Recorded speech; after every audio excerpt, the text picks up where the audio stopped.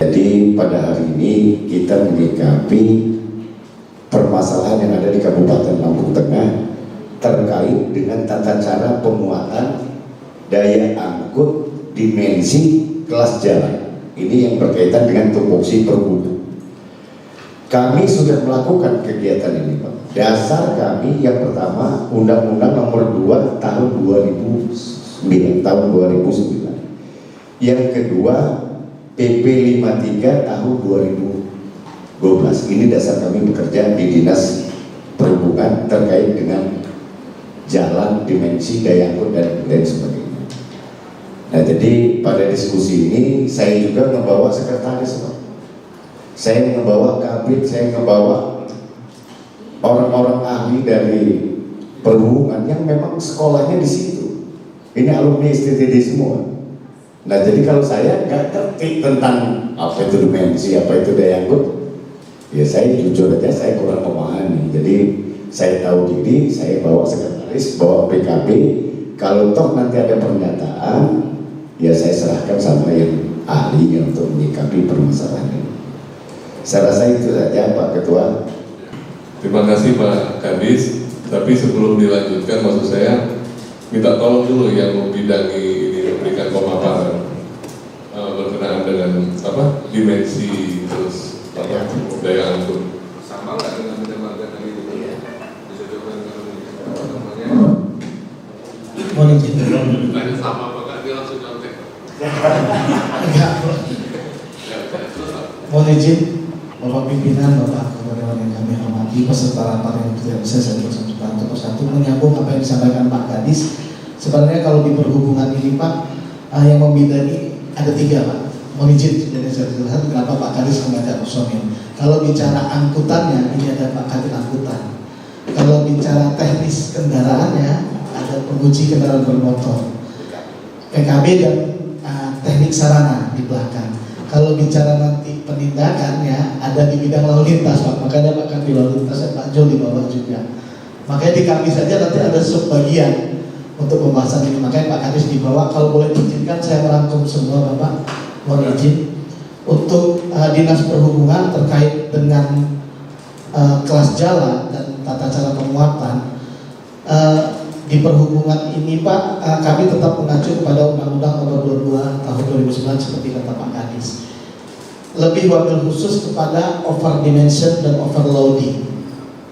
Overdimension itu terkait dengan ukuran teknis tadi yang disampaikan 2,1 lebarnya, 2,5 lebarnya serta panjangnya. Tapi kalau overloading itu pemuatannya berapa yang dimuatnya. Makanya ada 2 hal yang dibahas untuk kami di perhubungan. Berdasarkan hampir sama semua hal yang disampaikan Bina Marga, tapi untuk jalan kelas 3 sudah berdasarkan undang-undang lebar sudah maksimal 2100 mm atau 2,1 meter untuk kendaraan angkutan yang boleh melewati. Panjang benar 9000 mm atau 9 meter. Kenapa saya nggak berani rubah jadi 9 meter? Karena bahasa undang-undangnya milimeter Pak. Mohon izin, takutnya salah menginterpretasikan. Kalau nggak salah Bina Marga tadi 2,2 ya Pak Bina Marga. Kalau kami yang berhubungan perbedaannya di situ 2,1. Jadi mohon izin Bapak, kalaupun pengertian untuk kami juga tidak menerangkan berapa jumlah muatan satu angkutan, tapi membatasi hanya MST atau muatan sumbu terberat. Mungkin kalau lebih diinterpretasikan itulah sumbu, jumlah sumbunya. Jadi bukan jumlah bak ataupun jumlah muatannya. Jadi satu sumbu ya kami 8 ton. Cuman kami akan lebih sepakat ketika tadi Bapak Pimpinan dan Bapak Dewan yang terhormat menyampaikan, kalau memang ada perbedaan daya dukung jalan yang rigid atau yang beton, mungkin di situ aturan MST-nya boleh diperketat jadi hanya 6 ton. Kalau kami mungkin menurunkan Pak, bukan menaikkan, tapi berdasarkan kelas fungsi jalan dan mungkin daya dukung jalan. Itu yang belum kami peroleh Pak sampai hari ini.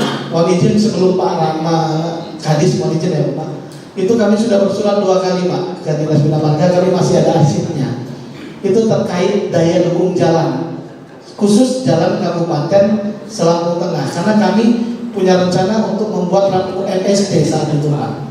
Karena kami tahu benar kata Pak Indra, Pak pimpinan tadi, karena kan kami bingung mana yang aspal rigid beton ataupun yang adalah ataupun oleh aspal. Surat resmi sudah 2 kali Pak kami ajukan. Nah, mohon bantuannya nanti mungkin kami juga akan membatasi ya sebatas hanya rambu gitu. Tapi mohon izin Pak, saya bawa kabin lalu lintas. Kami kemarin sebelum ada wacana ini, kami sudah merancang Pak. Mohon izin Pak Kadis kami sampaikan. Kewenangan timbangan kan sekarang tidak ada di Dinas Perhubungan Provinsi dan Kabupaten Pak di Lampung ini, tapi ada di BPTD atau di Kementerian Perhubungan diwakili oleh BPTD, Balai Pengelola Transportasi Darat yang ada di Lampung. Saya bersama kabin lalu lintas kemarin punya angan-angan Pak, tapi sudah dibuatkan dalam bentuk proposal untuk mengajukan timbangan portable Pak. Mohon izin Bapak-bapak. Harganya memang ada yang sedang, ada yang mahal. Itu yang bisa dibawa-bawa dengan kendaraan mobil.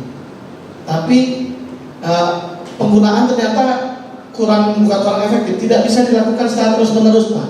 Akhirnya kami ke BPTD kemarin komunikasi mau minjem alat yang di sana, mohon izin Bapak. Ternyata di sana juga mengatakan alat itu tidak bisa kontinu digunakan secara terus-menerus karena rentan untuk rusak, karena dia yang portable bukan yang paten ataupun yang di tempat seperti di timbangan. Itu sih Bapak. Ada 2 hal yang kami dimensi dan overloading. Overdimensi overloading. Mohon izin Bapak pimpinan.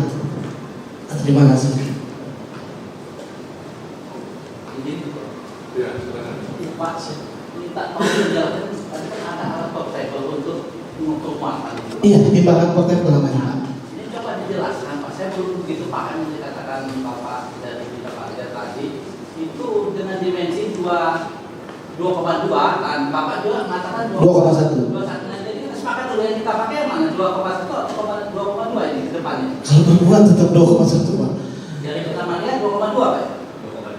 Nah, jadi gimana Pak ke depannya?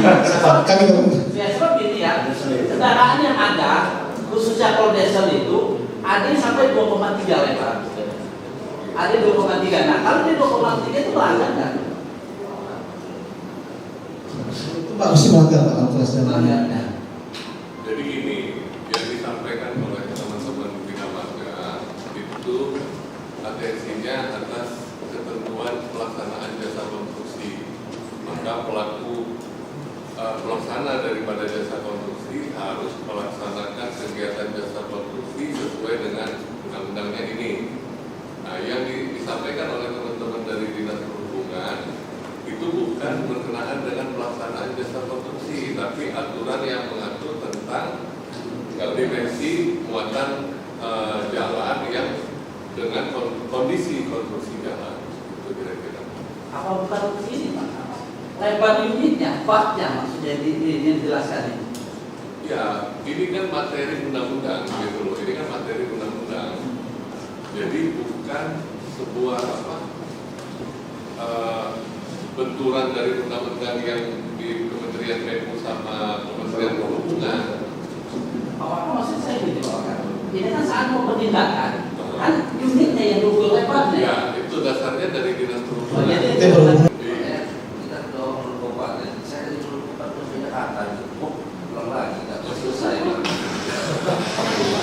Tes dulu dari kabupaten. Ya, sekarang sudah ada belum alat itu? itu dulu mau minjem juga kemarin agak berat izin dulu sih Enggak, maksudnya gini, kalaupun dia minjem berarti minjem ke BPTD ya, Bos. bukan yang bukan kan dia ada tuh. portable atau yang dia atau dia yang ini mah. paten. Dia paten. Yang ditaruh di gedung gitu kan. Nah, selama ini pakai yang dari mana? Saya sudah pernah Pak dalam setengah ini, tapi sudah saya kapitalitas sudah 10 tahun yang lalu Pak. Masih ada klinik Pak. harganya berapa? Kalau yang saya pinjam itu 6 M Pak, makanya gemeteran 7 hari di sini gemeteran. Tapi kalau yang sedang-sedang 400-500 Pak kami. Oh siap. Itu megangnya gemeteran Pak. Waktu itu. Itu harganya biasa kan, harganya. Kalau kita mengikuti KPAD-nya udah Iya siap. Siap. Urusan kendaraannya. Kalau yang portable itu berapa dia? Hotel itu tadi yang 6 M yang pernah kami pakai. Itu diterbangi 3 hari, itu baru 3 hari. Gampang rusak juga ya. Ya, kabelnya, konektornya yang lebih sensitif. Nggak ada jualan di bandara tertentu. Sementara itu 1 hari gitu ya, Iya, tidak dicek di mana kendaraan rusak kan? Rusak. Baik. Harus dijelas. Kalau dari itu Sampling dia. kita Siap, siap. terus ini yang belum dari Bapenda ya. Potensi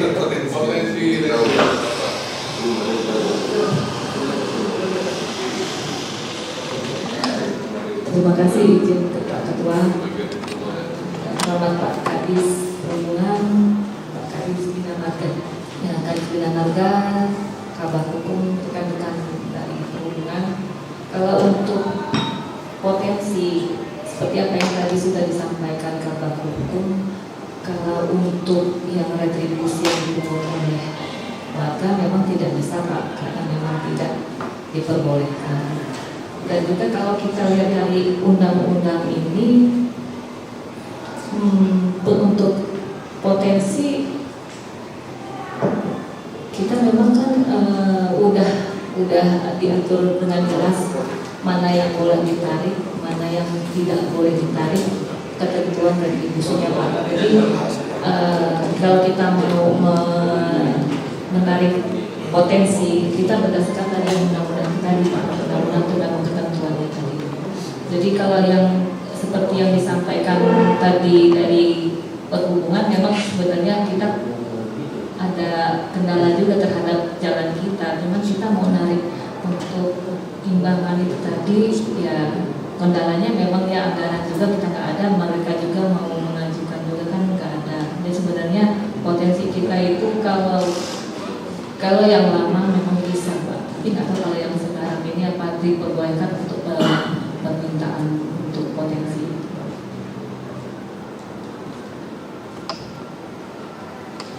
Udah Pak.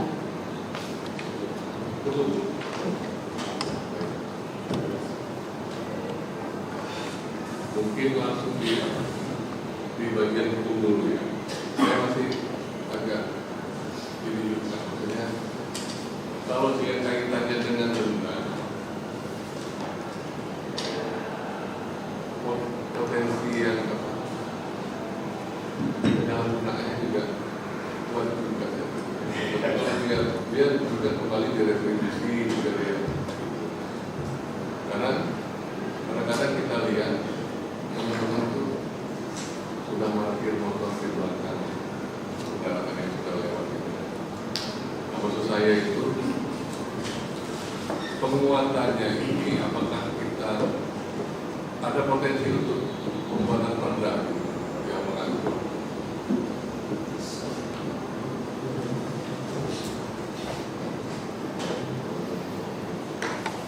jadi langsung saja kami menanggapi pimpinan. Jadi kalau berdasarkan hasil diskusi kita ini, kami melihat ini sebetulnya ada potensi atau kemungkinan untuk kita ajukan pengajuan perda terkait dengan pengawasan penyelenggaraan jalan di daerah. Jadi kita fokusnya kepada pengawasan penyelenggaraan atau arus lalu lintas di jalan-jalan kelas 3 yang kabupaten tadi disampaikan oleh Pak Kadis. Iya. Di situ yang bisa menjadi landasan hukum kita. Nah ini kan dia tidak masuk di pokok perda. Oh iya sih. Bisa ya nggak masuk ya. Bisa Pak, nanti ada mekanisme perubahan di dalam pokok perda, bisa kita akomodir. Ya, tapi kami tetap mau pengkajian dulu. Kami mau lihat Iya, harus potensinya pengkajian. sampai sejauh mana gitu. Iya.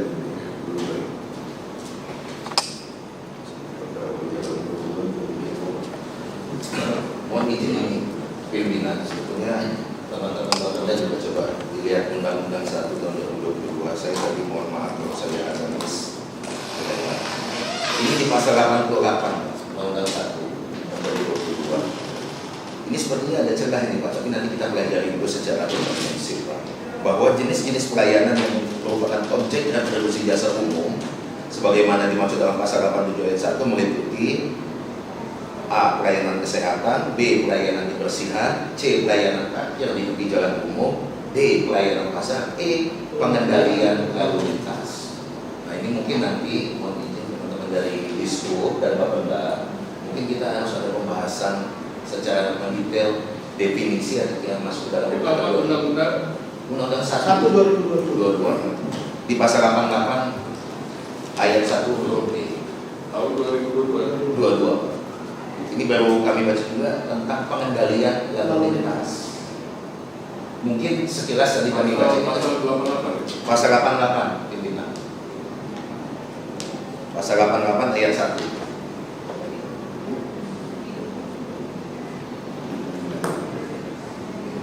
Nah, kalau ini sekilas kami baca dan kami analisa tadi, ini mungkin nanti secara teknis diatur di dalam Permen 18 ya Pak Sekretaris ya, tahun 2021. Di PP 35 tahun 2023. Iya. PP 35 2023. Sekilas sih tadi kami coba kaji sebentar, mungkin ada kawasan-kawasan aja Pak yang bisa kita kenakan terhadap retribusi pengendalian lalu lintas. Mungkin saya mohon maaf kalau dikoreksi kalau misalnya ini sebenarnya ranah substansi di Bapenda dan Disub ya. Mungkin misalkan jalan nasional gitu pada jam-jam tertentu atau apa beralih masuk ke jalan kabupaten gitu. Nah, pada saat peralihan itulah yang bisa dikenakan retribusi. Contoh kalau kayak di Jakarta itu ada genap ganjil. Iya. Jadi Pak tadi menambahkan yang disampaikan Pak Kabak tadi ya. Kalau terkait dengan yang pengendalian lalu lintas itu waktu kami koordinasi dengan Kementerian Dalam Negeri terkait penyusunan ini pengendalian ini seandainya ada lalu lintas seperti umpamanya kayak ada tamu Pak ya, ada tamu pengalihan lalu lintas, tadinya jalur kita terbagus dialihkan kemana, nah itu bisa dikenakan seperti atau ada rombongan pengantin tidak bisa lewat sana dialihkan kemana, nah modelnya seperti itu Pak pengendalian lalu lintas itu. Hasil kami koordinasi waktu itu ke Kemendagri waktu penyusunan Perda PDRD kita. Jadi pengendalian lalu lintas itu seperti itu Pak yang dimaksud di dalam undang-undang ini poin E.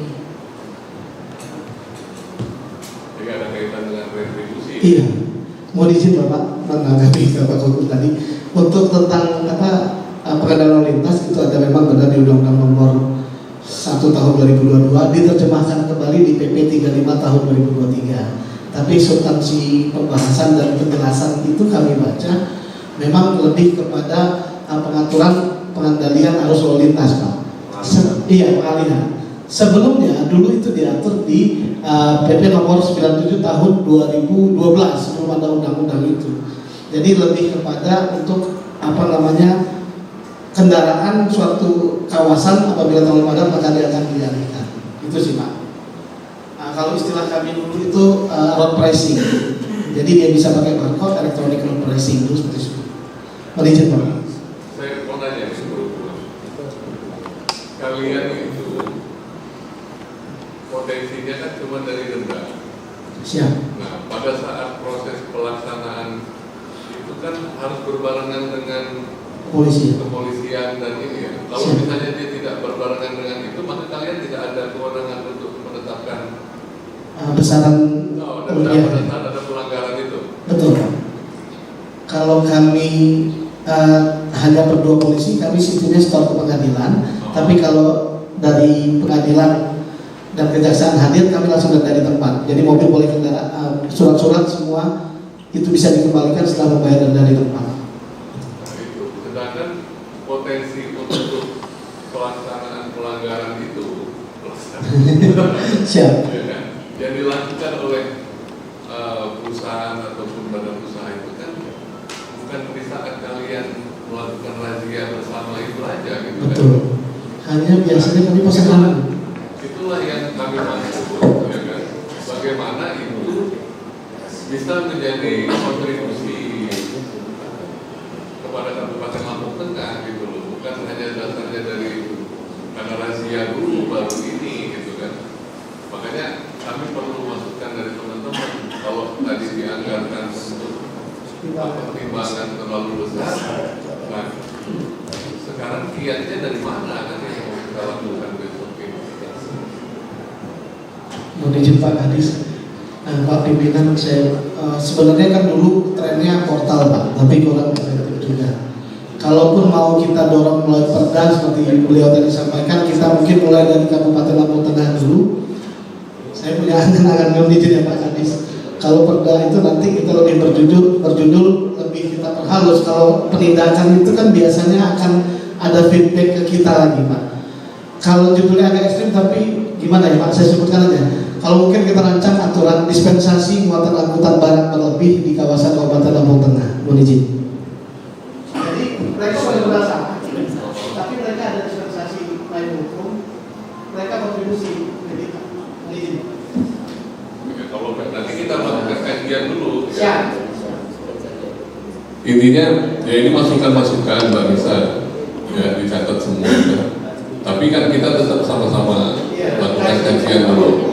Karena juga kami rencana insya Allah hari Rabu kan mau ke kementerian. Tapi ini kan ada masukan ke kementerian yang satunya selain Kementerian Perhubungan apa kita ke Kementerian Dalam Negeri gitu kan. Karena kaitannya kan kalau dia Kementerian Dalam Negeri kan kita bisa tanyakan secara keseluruhan gitu loh. Kalau dia di perhubungan dia kan hanya urusan perhubungan aja. Tadinya kami mau ke ke Kementerian PU sama Kementerian Perhubungan. Ya nanti kita sepakati aja bersama ya. Teman-teman yang lain ada tambahan? Kalau kalau cukup saya mau tutup. Ya silakan. Saya hanya berpikir tadi kita berpikir tentang kondisi jalan yang kita juga berpikir tentang jadi tadi ekonomi jalan. Karena pasti kami begini, kalau tadi yang disampaikan oleh Pak Aksela ya. Ya siap. Jadi nanti kita ini dibentukkan oleh rakyat Lampung Tengah sendiri. Ini bukan perusahaan nanti yang terbentuk. Karena kalau pengusaha ya stay aja gitu. Bagaimana kendaraan dengan sopirnya yang orang kita Lampung Tengah itu nanti terbentuk oleh aturan, mereka juga nanti yang jadi. Jadi sama yang terjadi kemarin yang belum lama terjadi terkait singkongnya Pak Rizani gitu. Jadi petani yang asli itu ternyata gitu. Jadi kan harus kita itu maka kajian yang disampaikan oleh pimpinan tadi saya pikir itu lebih baik dalam rangka kita menunjukkan perda dari kasus saya nanti untuk ini kita berikan. Terima kasih. Baik ya.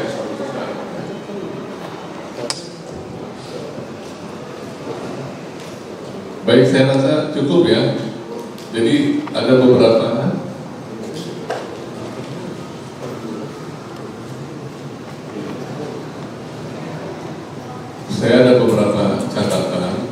Benar yang disampaikan Pak Baloji tadi. Jadi intinya pertemuan kita pada hari ini kan ada aspirasi dari masyarakat. Aspirasi masyarakat itu ada juga beragam. Maksudnya ada yang satu pihak dia mengeluhkan, Pak, kalau mobil itu dibiarkan dengan muatan jalan yang berlebihan, maka kondisi jalan di kampung kami rusak, nggak jadi rusak.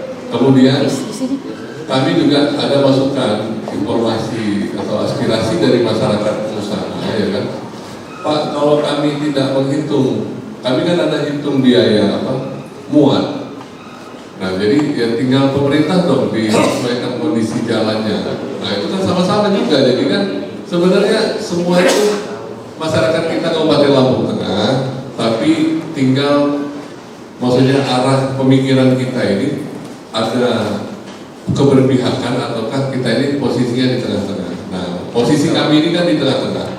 Terhadap pengusaha, ya mereka juga adalah bagian dari masyarakat Kabupaten Lampung Tengah. Pak, kami kalau nggak hitung muatan itu 10 ton, ada rugi. Transportasi, kami ada hitung biaya transportasi. Nah, kemudian masyarakat, Pak, kalau mereka itu muat sampai di atas 10 ton, sampai 8 ton, 10 ton, jalan kayak gini jadi rusak. Nah, jadi itulah masukan dasar kami, beberapa informasi yang kami dapatkan dari masyarakat. Nah, catatan saya yang pertama, mohon izin teman-teman dan dinas terkait, Pansus meminta data jalan di Lampung dengan kondisi konstruksinya. Tolong nanti diserahkan kepada Bu Lisa yang jalan negara di wilayah mana dengan kondisi konstruksi yang seperti apa, provinsi wilayah-wilayah mana saja beserta kondisi konstruksinya, kabupaten begitu juga, kampung pun begitu juga. Kemudian pansus yang kedua akan melakukan pengkajian berkenaan dengan batas muatan jalan sesuai dengan wilayah. Ya Pak Kabak Hukum ya, kira-kira seperti itu. Dan kemudian pansus juga akan melakukan pengkajian terhadap undang-undang yang berlaku, apakah berpotensi untuk menerbitkan sebuah peraturan daerah untuk Kabupaten Lampung Tengah. Sudah dicatat ya Lisa? Jadi saya rasa hanya 3 hal itu dulu yang utama untuk pertemuan kita pada hari ini. Saya rasa kalau tidak ada pertanyaan dari teman-teman yang lain, nah hari Rabu kami mau kunjungan ke Kementerian Perhubungan dan Kementerian PUPR. Kalau teman-teman dari Perhubungan dan PUPR mau ikut, ayo kita bareng-bareng biar nanti ketemu sharingnya juga di sana. Karena kami sudah terjadwal ya, nanti disambut oleh dirjennya mungkin atau bagian yang di sana untuk sharing kita di sana. Ya. Yang harus ikut bagian hukum, wajib. Bagian hukum ya. Saya bisa wajib di sini. Ya udah. Tahu nanti. Nah ini kalau tadi bahasa saya kalau mau jalan, tapi kalau misalnya jadi urusan wajib berarti harus ada yang mewakili, harus ada yang jalan. Terima kasih ya Bapak-bapak, Ibu-ibu sekalian. Nanti untuk dinas yang sekiranya memang mau ikut, nanti tinggal koordinasi aja sama Bu Nisa atau bagian sekretariat DPRD. Terima kasih atas waktunya dan mudah-mudahan apa yang kita lakukan hari ini insya Allah nanti akan membawa manfaat untuk masyarakat Kabupaten Lampung Tengah. Demikian saya akhiri, wabillahi taufiq wal hidayah. Wassalamualaikum warahmatullahi wabarakatuh. Usai melakukan dengar pendapat Ketua Pansus Pengawasan Muatan Angkutan Jalan DPRD Lampung Tengah Firdaus Ali kepada awak media mengatakan, rapat hari ini Pansus mengundang bagian hukum, Dinas Bina Marga dan Bapeda untuk membahas terkait pemenuhan angkutan barang yang wajib memenuhi adanya perda dan retribusi. Hari ini kita jalanin dari Pansus Batas Muatan Jalan untuk kabupaten. Jadi kita undang dari Dinas Perhubungan, Bina Marga, bagian hukum, dan dari Bapeda. Jadi untuk Bina Marga kita pengen tahu konstruksi jalan yang ada di Kabupaten Lampung Tengah. Kemudian yang di bagian perhubungan kita mempertanyakan dengan proses yang sudah dijalani berkaitan dengan Peraturan Menteri Perhubungan nomor 18 tahun 2021, penerapannya di Kabupaten Lampung Tengah ini sudah sampai sejauh mana, dan apakah ada potensi, itu yang kami tanyakan juga dengan bagian hukum dan perhubungan, berkenaan dengan pembuatan perda, karena kita di Kabupaten Lampung Tengah belum ada peraturan daerah yang mengatur tentang batas muatan pengguna jalan itu. Berarti kita rencananya akan buatkan perda nih? Ya ada potensi ke sana, jadi nanti kita lihat, kita kan akan melakukan pengkajian dulu. Tadi kita sudah minta dengan Dinas Bina Marga berkenaan dengan data konstruksi jalan, baik itu jalan negara, provinsi, dan kabupaten maupun jalan kampung.